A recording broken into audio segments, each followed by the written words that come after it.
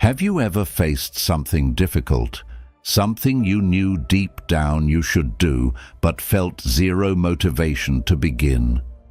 Like getting out of bed on a freezing morning, pushing through a major project when your willpower is drained, or simply sticking to your workout routine when your body feels worn out. Your mind keeps repeating what's right, but your brain whispers, just take a break. No one will blame you. So you stall, you procrastinate, and quietly, you start feeling disappointed in yourself. In those moments, have you ever wondered, why do some people keep moving forward no matter how hard it gets, while you're stuck battling fear and laziness? Life isn't gentle. Pain, crisis, failure, exhaustion, we all go through them. But even in the thick mud of hardship, there are lotus flowers rising, pure and serene. That's not just a poetic image. It's a reminder of the power to rise again, to grow through adversity, a power that lives in each of us. There's a little-known method called the Lotus Method, rooted in ancient Eastern wisdom and now infused with the resilient spirit of Stoicism. This method isn't about blind discipline or extreme self-denial. It's about rewiring your mind, training it to embrace challenges willingly, like the warriors and philosophers of the past. In this video, we'll explore 5 core principles to help you turn pain into power, find inner peace, and build the strength to rise above yourself. Part 1. The power of stillness and experience. We often have no idea how deeply immersed we are in the chaos of our monkey mind until we pause, even for a moment, to pay attention to this moment, the one eternal, singular moment known as the present. Ask yourself, when was the last time you truly stopped, put down your phone, ignored your emails, dropped your to-do list, and simply watched your breath go in and out? If we pay close attention, even just one deep breath can reveal a strange and beautiful stillness lying beneath the noisy stream of thoughts. That stillness is our true nature, a quiet presence, steady and simple, like the surface of a calm lake. David, like many men from the move fast, work hard, worry more generation, once believed that inner peace was just a theory for people with too much free time. But after years of chasing deadlines, climbing the ladder, and enduring endless sleepless nights, he started to wonder, is this all there is? Always running. But what exactly am I running toward? One morning, with nothing left to lose, David decided to try the very thing he had always been skeptical about: sitting still, doing nothing, not reacting, just observing his breath. In the first few minutes, his mind went wild, like a pack of starving monkeys. Don't waste time. There's so much to do. What's the point of this? But he kept sitting, letting the thoughts bounce around, breathing in, breathing out. And for the first time in years, David realized that his mind had never stopped, not for a single second. It was the constant busyness, the need to always be doing something, that had drained and disoriented him. That moment marked the beginning of his journey to discover the power of stillness, something ancient Stoic philosophers like Marcus Aurelius and Seneca praised, and Eastern meditation masters have passed down for generations. David found resonance in the words of Marcus Aurelius, the Roman emperor and philosopher, who once wrote, "Nowhere can man find a quieter or more untroubled retreat than in his own soul." Here, we learn that this is not an escape from life, but rather the art of looking inward to face life with calm and clarity. David's biggest challenge wasn't the pressures of the outside world. It was learning how to just sit still, to simply stay with himself. This echoes the Stoic idea. Don't crave what's beyond your control, master your own mind. When David stopped straining to control everything out there and turned inward to observe and listen, he began to feel a shift. Now, stillness no longer felt boring or lazy.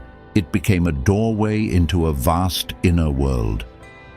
David saw that only when the lake of the mind is truly still can we reflect clearly on our choices, fears, desires, and deepest intentions. Just like samurai warriors before battle, or Stoic philosophers facing turmoil, strength and clarity always come from inner stillness, not from relentless motion. Maybe you've been like David, busy, burnt out, chasing peace in some far-off future or next big achievement. But have you ever realized that everything you truly need already exists in this very moment? Beneath the mud of anxiety and racing thoughts, there's a lotus of stillness ready to rise if you allow yourself to simply sit still, even for a minute. This is the most important transformation that Stoicism teaches us. Life's challenges are no longer enemies, but opportunities to build resilience, to slow down, see more clearly, and act with intention. When David consistently practiced the art of stillness, he discovered that even the hardest things, making tough decisions, building discipline, overcoming fear of failure, began with a single moment of pausing and turning inward. Busyness, it turns out, is the silent enemy of clear thinking. Only when we're brave enough to sit with ourselves can we separate the noise of the world from the true voice within.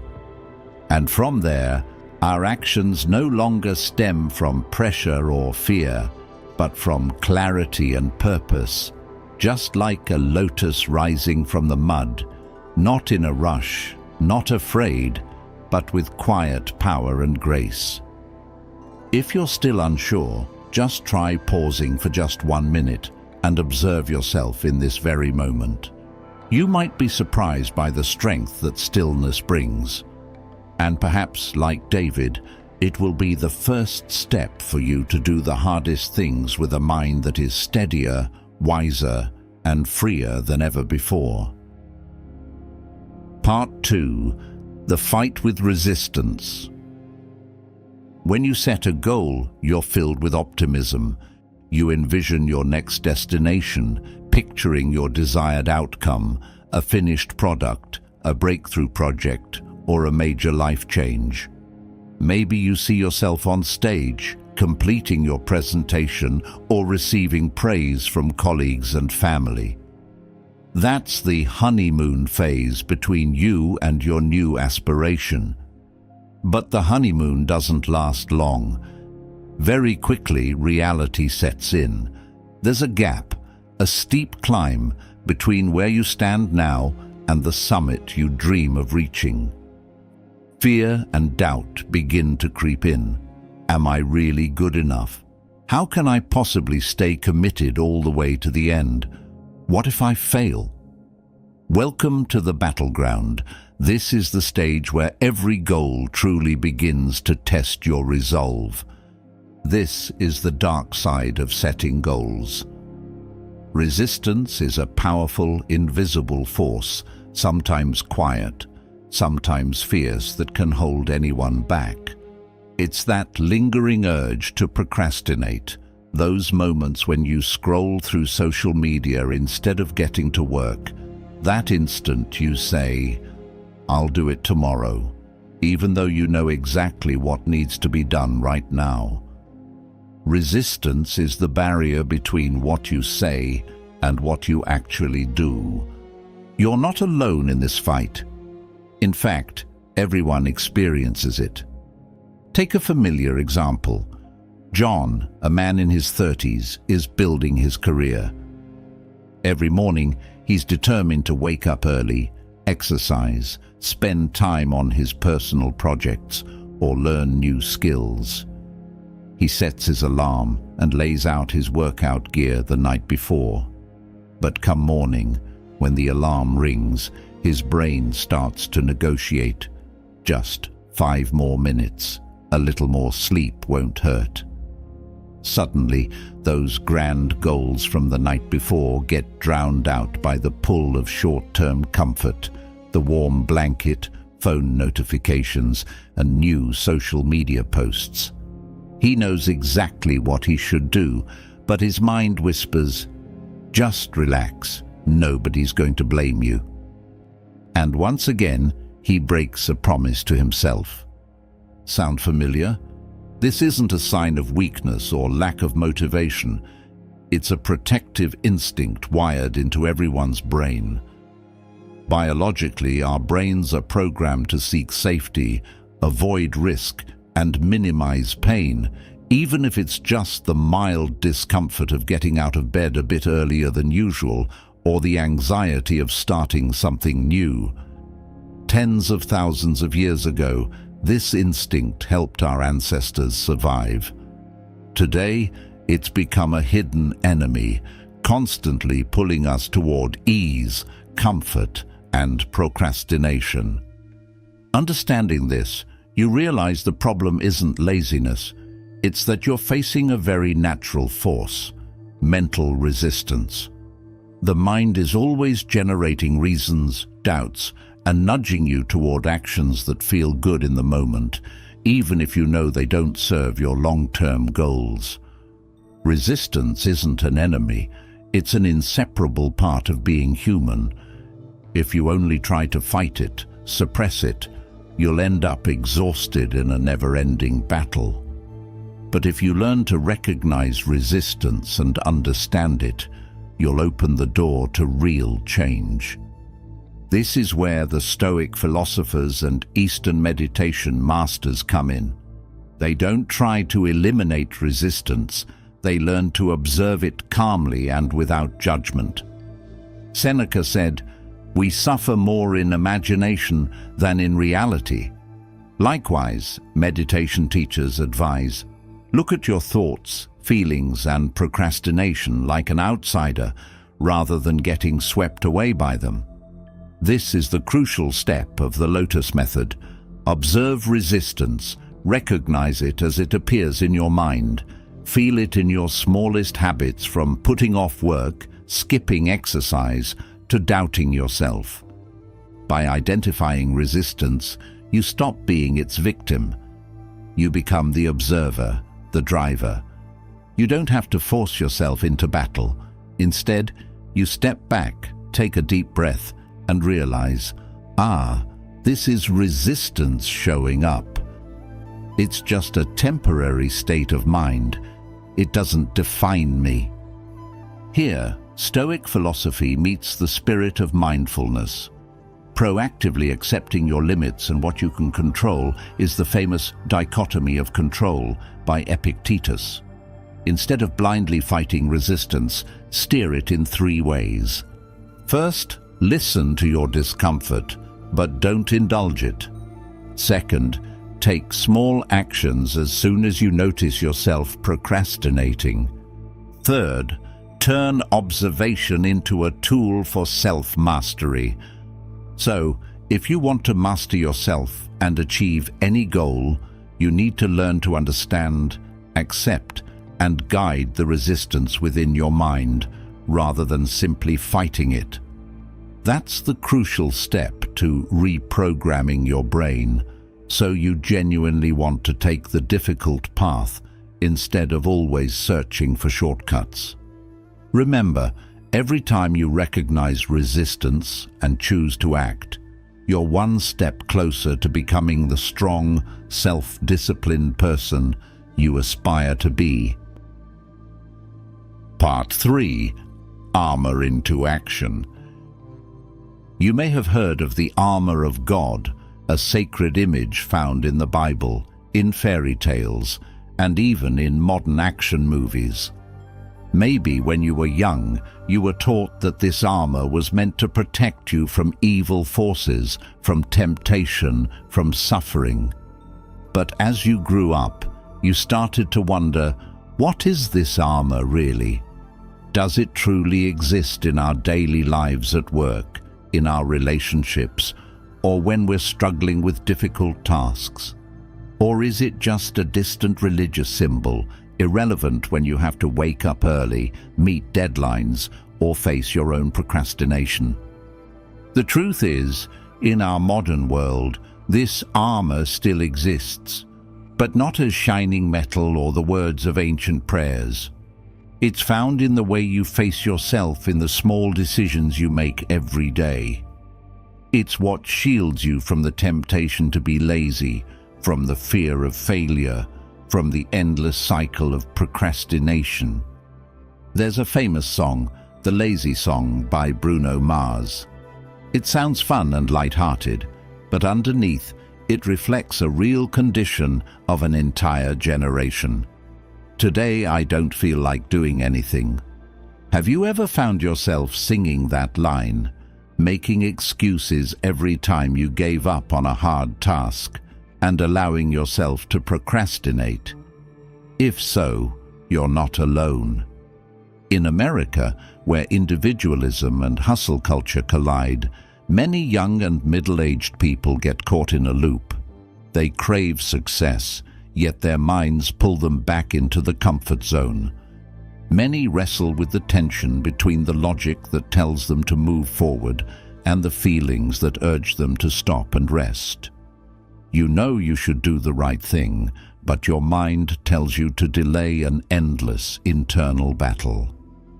This is where Stoic philosophy comes in, not as a cold doctrine, but as an art of living, mastering your mind through intentional action, turning deep reflection into real practical steps.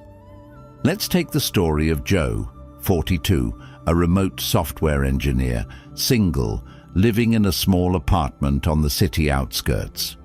His day usually starts with a hot cup of coffee and a glowing laptop screen.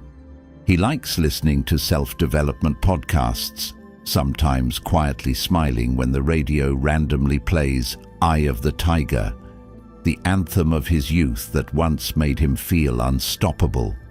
He's also written down his goals, learning a new skill, getting healthier by doing morning yoga, spending less time on social media, journaling every night. But after a few weeks of determination, everything starts to fade. Mornings become a battle with his warm blanket. Sometimes he tells himself, "It's okay to skip today. I'll start again tomorrow." Day by day, the sense of stagnation and boredom thickens, quietly eroding his willpower. He knows he should move forward, but that sluggish feeling settles over him like a fine layer of mud. Then, by chance, he reads a quote from Marcus Aurelius. "The impediment to action advances action.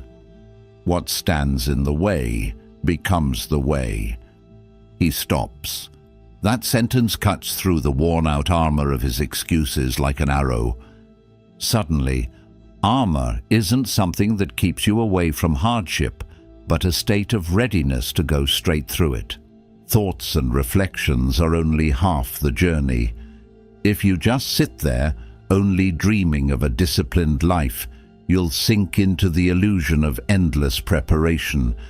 But if you act without thinking, you'll quickly burn out, get lost, and give up. The true armor is the ability to keep your mind awake in every moment and turn that awareness into intentional action, even the smallest kind. It's when you decide that instead of scrolling through social media for 10 minutes in the morning, you'll walk around the neighborhood feeling each breath, each step to start your day. Don't think that action means doing something huge right away. Stoicism teaches consistency in the little things, washing the dishes with full attention, writing an email with complete presence, taking deep breaths when stressed, instead of giving up. When you start doing each task with intention, you're forging your own armor, not for defense, but to move forward on purpose. You may still feel tired, you may still want to procrastinate, and that's completely normal. But every time you choose conscious action, you add another layer to your inner armor. You're not fighting yourself. You're building a better version of yourself, little by little. Ask yourself, what's the smallest thing I can start with today? It could be tidying your desk, calling a friend, or simply standing up, stretching, and taking a deep breath. Don't underestimate the power of small actions. Remember, character is created by habits, and habits are built from small actions repeated again and again. By the end of the day, you'll realize you weren't born with unbreakable discipline. You forged each strand of steel through deliberate action. That's how the armor of God, or more accurately, your own armor, is forged, not on some mythical battlefield, but in the everyday moments of real life. And what matters isn't always winning, but getting back up, moving forward step by step, action by action, breath by breath, day by day. That's the Lotus Method. Part 4. The Art of Patience. After every time we armor up, ready to face challenges, there comes a moment of stillness. It's in those silent intervals that we don't just recover, we quietly accumulate new strength, the kind of strength that can only be forged through patience. Mark, a 39-year-old man, used to see himself as someone always racing against time. He loved surfing and snowboarding, two sports that seem all about speed. Ironically, though, he spent most of his time waiting. I realized I spent hours just sitting on my board out in the vast ocean, watching for each big wave. Or on the mountain, I'd sit silently on the lift, gazing at the snowy expanse below, counting each passing minute. Mark recalled, his eyes reflecting the honesty of someone who had once been disappointed with himself. Once, after a surfing session where there were hardly any real waves, Mark criticized himself. What am I doing? Why am I wasting my time on these pointless moments? He used to think patience was for the weak, or at least for those who didn't know how to make the most of their time. But slowly, those quiet intervals planted a new understanding in him. Patience isn't about waiting for life to change. It's about learning to be present, to observe, and to notice every subtle shift in reality. One winter morning, as the dim dawn light crept over the mountain, Mark suddenly saw the beauty in waiting. He paid attention to the grey-blue of the ocean fading into the horizon, the gentle lines of rolling waves, or the shape of the beach changing with every tide. Even when waiting for hours among snow-covered pine trees, he learned to listen to the wind, to feel the cold at his fingertips, and to enjoy rare moments of true solitude.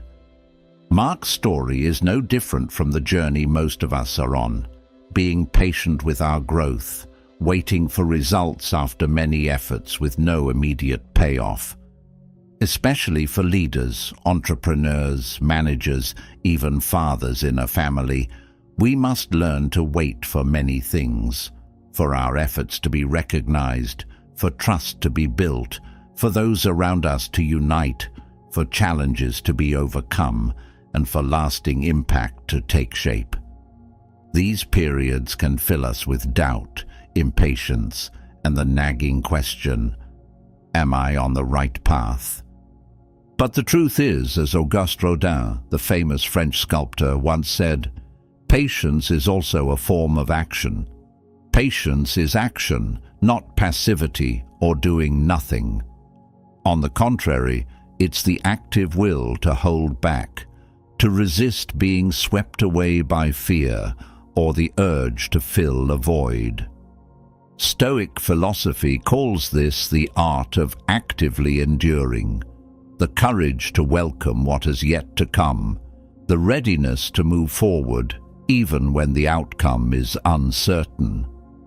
Consider the image of the lotus, often invoked by Eastern meditation masters. The lotus does not bloom overnight.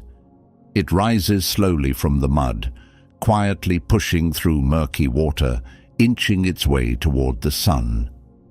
Its pure beauty isn't found in sudden bursts, but in the silent journey of endurance and patience. Mark realized that life is the same. Each of us is a lotus growing in the mud of challenges, disappointments, and moments of waiting that seem pointless.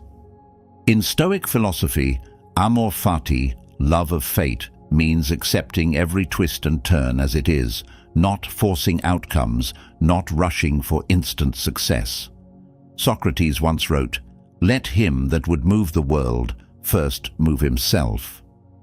Stoicism isn't emotional numbness, nor is it about hardening oneself. It's the ability to focus on the process, not just the end goal. I know many people feel discouraged when they see themselves not progressing fast enough. They compare themselves to others, blame themselves for not trying hard enough, or get lost in the fear of being left behind. But listen to your own mind. It's not laziness or weakness. It's a natural defense mechanism, helping you avoid the pain of not having anything yet. Stoic philosophy teaches us, train your will, but also be patient with yourself. Achievements are built from 1,000 small steps, not a few giant leaps. Mark changed his view of waiting. He turned seemingly useless moments into time for reflection, for connecting with himself, for feeling life as it unfolds here, now. When you master the art of patience, you'll realize stillness isn't a void, it's fertile ground for willpower, discipline, and self-control to take root and grow. Sometimes just sitting and observing as Mark watched each wave and each pine tree is enough to make your mind clear and steady in the face of any challenge.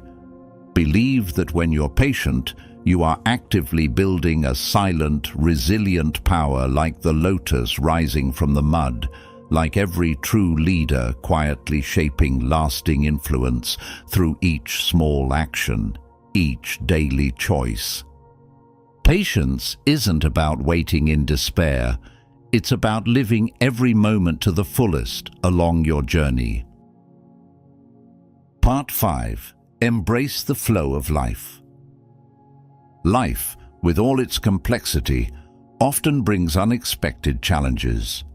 As we navigate unpredictable whirlpools, we yearn for control, striving to shape the world to our will. It's only natural to want to improve, analyze, and seek solutions when things don't go our way. Yet, there are moments when we need to pause and listen to the wisdom within us, the quiet voice that warns against struggling with the universe. Have you ever found yourself in this situation? Facing a major project or a new challenge, you tell yourself, "I need to try harder. I have to take better control. I must get this done no matter what." But the more you push, the more exhausted and even miserable you become. It's like swimming upstream. Every stroke only drains you further, while the current keeps flowing relentlessly. I once met a man named Carl, 38 years old, a manager at a tech company in New York. He shared that every deadline season he would torment himself, worry, and stay up late wrestling with piles of unfinished work. I forced myself to keep going, relying on coffee and even harsh self-talk. But the more I tried, the more tense my mind became, and everything just slowed down. Carl couldn't understand. Why could others handle tough tasks while he felt stuck, swept up in the current? But then he had to learn to let go. At first, this made him uneasy. How could you reach your goals if you let go? If you don't push yourself further, will everything fall apart? Yet after many sleepless nights, he began to wonder. Maybe it was his relentless resistance against himself that was causing the suffering. This is the moment of transformation. Before you can steer, you must realize you're already in the river. You can't stand safely on the bank, nor can you escape the flow. Life moves on, whether you actively take part or not. The current continues, with or without you. Stoic philosophy calls this the dichotomy of control, clearly distinguishing between what is within our power and what is not. Zeno of Citium once said, "The goal of life is living in agreement with nature. Forcing yourself to do everything and trying to control it all only leads to exhaustion. No one can stop the river, just as no one can halt change, challenge, or failure in life." Carl gradually changed. Instead of fighting against difficulty, he started observing his state of mind when faced with a challenge. When he felt stressed, he no longer berated himself for being weak, but quietly acknowledged, "I'm in the river, and this is its nature." Like a rower, he learned to feel the current, to know when to push, when to ease off, and to focus on the small actions he could actually master. He learned to accept the things he couldn't control, like the weather, unexpected setbacks, and even his own fleeting emotions. The surprising thing is, when Carl stopped resisting and started embracing instead, he felt lighter. The tough tasks and the pressure remained, but they were no longer enemies to be conquered at any cost. He stopped blaming himself for every delay and began to observe his mind like a scientist, analyzing, understanding, and adapting with flexibility. This transformation didn't just help Carl reduce stress. It opened up a new state, a state of flow that psychologist Mihaly Csikszentmihalyi described. When you stop struggling, when you stop forcing yourself to have to do things, you begin to immerse yourself in action, lose track of time, and challenges become engaging instead of frightening. That's when you truly live, truly create, and truly master yourself. There's one crucial lesson Stoic philosophy always reminds us. Don't try to control what cannot be controlled. Face reality, accept your place in the river of life, and focus all your energy on steering what is within your grasp. Calm and clarity arise when you stop fighting, and only then can you find true inner freedom. If you've ever felt weary, torn between the urge to change and a sense of helplessness, try pausing. See every difficulty not as an enemy, but as part of the flow you're living in. Don't fight the current, learn to go with it. And you'll find that not only can you stay afloat, but you can actively and confidently steer your own boat through life. This is the lotus method of Stoicism. It's not about fighting harder, but about ceasing the struggle. That's when willpower, clarity, and true freedom bloom within you. Lotus method according to Eastern wisdom. There is an undeniable truth that both Eastern philosophy and Stoicism point out.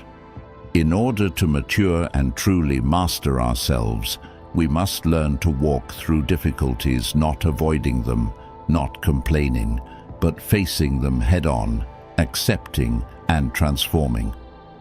Just like the lotus flower that rises from muddy water to bloom above the surface, willpower isn't born from easy days. It is forged through storms. And the Lotus method, when combined with Stoic philosophy, becomes a roadmap for anyone searching for a way through crisis, failure, or the chronic procrastination of the modern mind. Have you ever sat in silence at night, knowing full well you need to get up early, exercise, or finish a task, but your brain just wants to rest? You're not alone.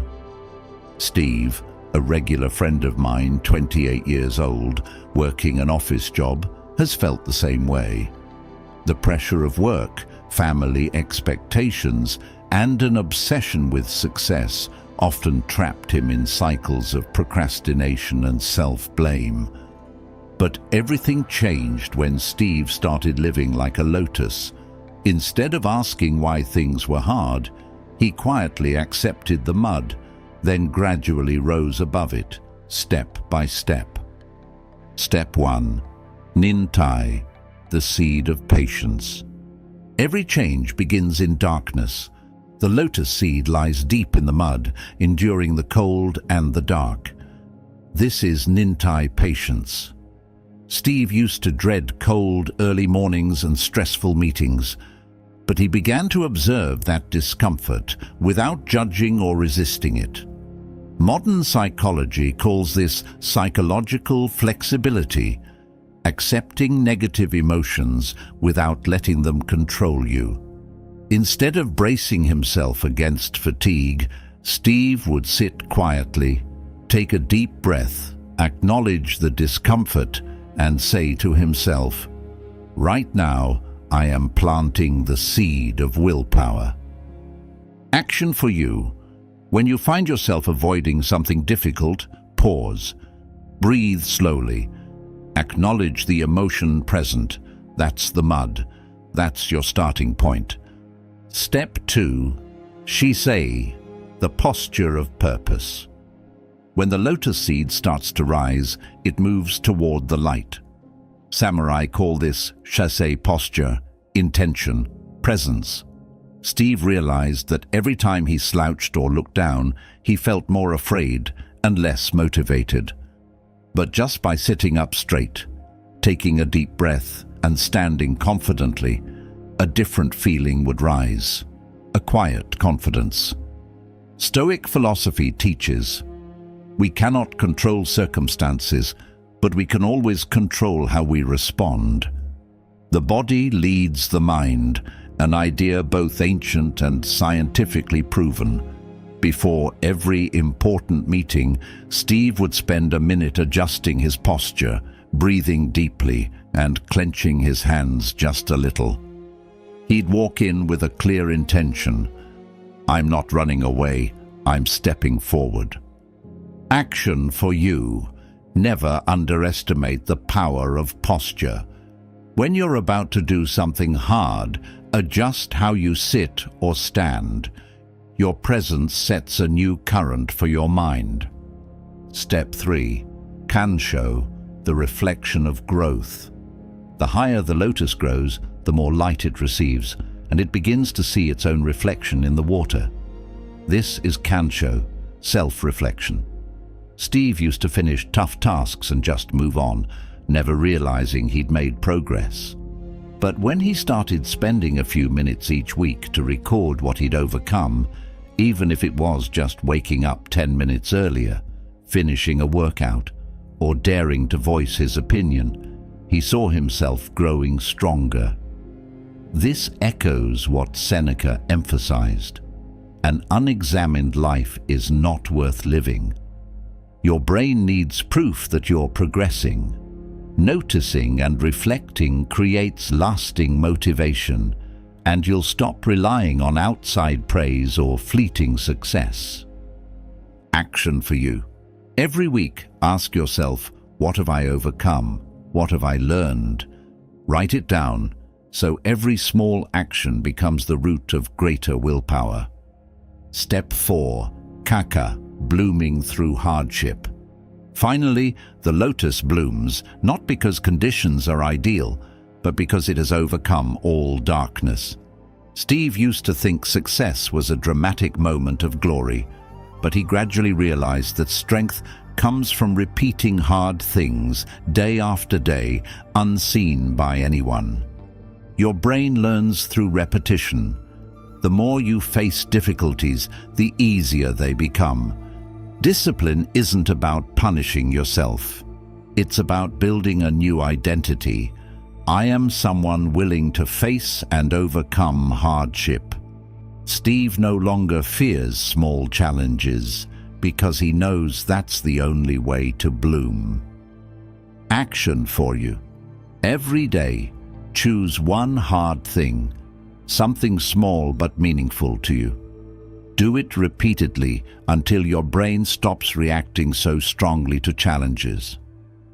When you feel like you're about to collapse, remember the lotus, the timeless symbol of both the East and the spirit of Stoicism. Not everyone is born strong, and no one has to be stuck in the mud forever. You don't need to wait for perfect conditions. Just start with patience, a solid posture, honest self-reflection, and the determination to bloom through every small trial. That's how ordinary people become extraordinary. It's the secret to training your brain to embrace difficulties not through pressure, but through understanding and intentional choice.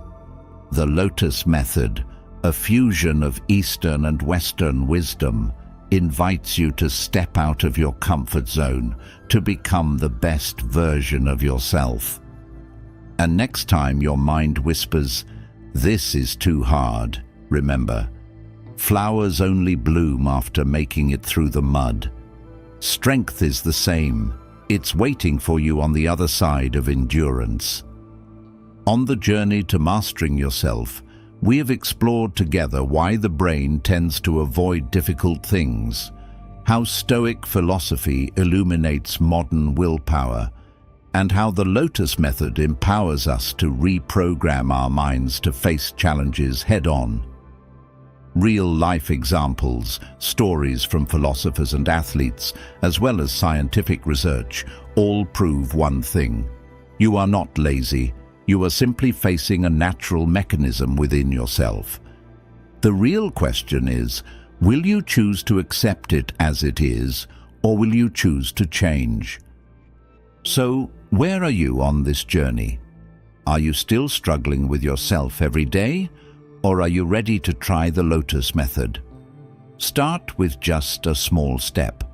Practice stillness, focus on one task, or simply be a little more patient with yourself. Sustainable growth does not happen overnight.